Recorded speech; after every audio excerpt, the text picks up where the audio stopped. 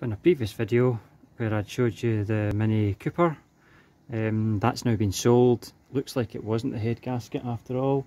Looks like it was just the thermostat, but I got £500 for it. Sold it to a friend and he's happily using it with a year's MOT, so I'm quite happy with that. This was the replacement car, Honda Civic 2.2 diesel. Now I haven't done a video of it at the moment up till now because I was diddled a wee bit. The car overall ostensibly is good, but I'll show you some of the problems I've had. So before we do any of that, I'll just do a wee quick walk around. This is a 2.2 diesel. I think it's 140 brake, loads of torque, really good performance, 6-speed box, Milano red paint, not bad nick for the year, a few scuffs in the bumper.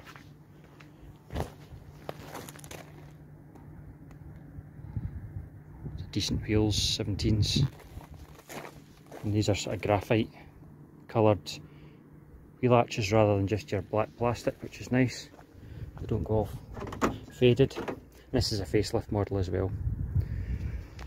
So ES spec. So one of my favourite things about the ES spec is the moonroof.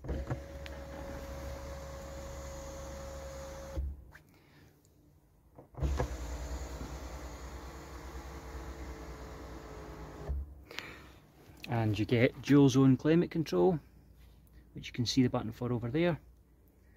There's the rest of it. You get your funky MK8 dashboard.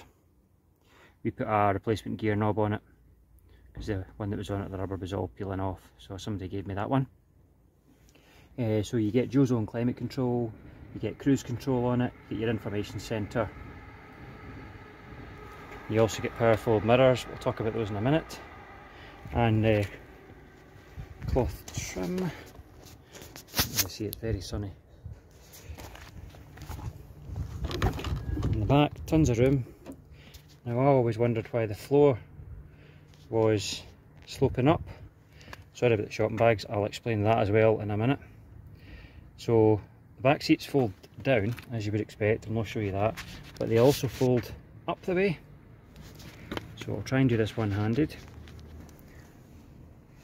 So you just reach down, pull them up, lock that in position, and the other side does it as well. So it's kind of like you can actually walk through it. So it's good if you've got bikes or something like that, or you've got a really big dog.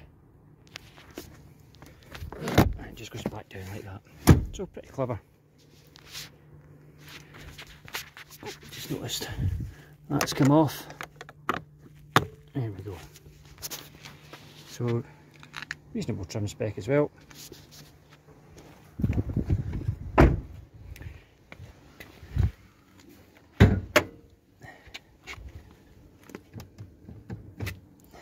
Show you the engine.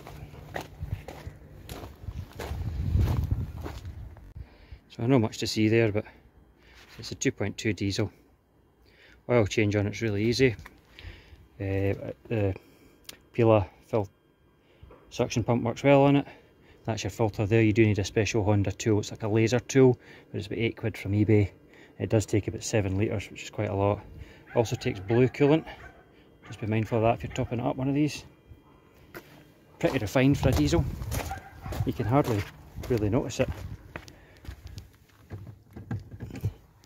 Push start the engine.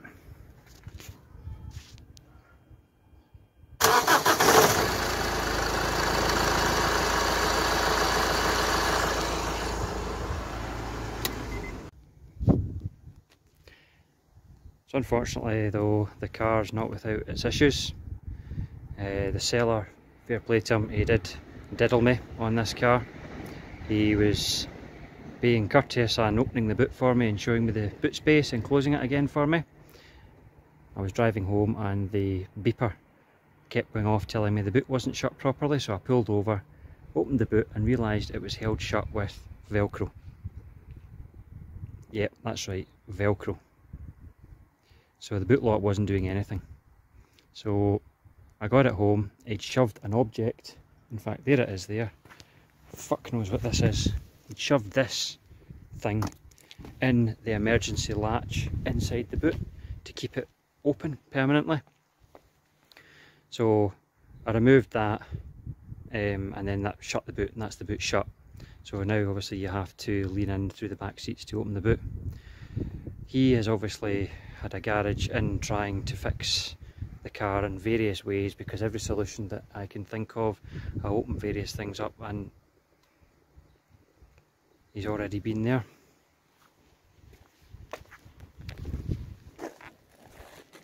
So I tried replacing the driver's door actuator. I was told that would work. That's like a master lock apparently. Nope, that was bollocks, that didn't work. I tried replacing the boot lock, that didn't work. And I tried replacing the boot latch, that didn't work. I could see it had been done before. However, what I did notice was when I opened up the wiring in the boot, it's an absolute dog's breakfast. There's chafed wires everywhere, crimps, God knows what else. I'll put a picture up in the top corner, sort of there or there somewhere, to show you what I found. So what I did was, apart from despair, I then set about trying to fix all these things, and nothing worked. And to add insult to injury, the passenger side door mirror had tape around it, and the guy said, oh, that's just because it wasn't sitting level, but nothing worked on it. Electrics, adjustment, but what concerned me more was that the indicator didn't work as well, which would be an MOT fail. So the boot opening is not an MOT fail. A passenger door is, but a boot opening is not. That would be an MOT fail, that indicator. So I was sort of thinking, right, shit, I despaired a wee bit. Mirrors are very expensive for this. However, as it happened, a friend of mine recently bought an identical one of these, except it's pre-facelift. Not quite the same, but almost the same colour. Failed its MOT on rust because it had lived in somewhere like Arbroath all its life, so it has just turned to shit basically underneath. And he said I could have the mirror and a boot loom for £50, which was fantastic. So I've changed the mirror today, and so now we have fully working mirror. The only thing it doesn't have is it doesn't have powerful, but the indicator works, all the electrics work. Here's the old mirror. As you can see, it was taped on, and here's why it didn't work. Because this is the plug. Thankfully it was after the plug. Somebody's just gone in and sliced it right off. Don't know if you can see that there on the ground. It's easier to see. Look at that. Why would you do that? Why would you do that? I do not know. Anyway, the other thing I got as well, this thing isn't fucking working either, by the way. I'll come to that. So we've got a boot loom. This has been completely untouched, beautiful condition. There are two lamps that are round the wrong way.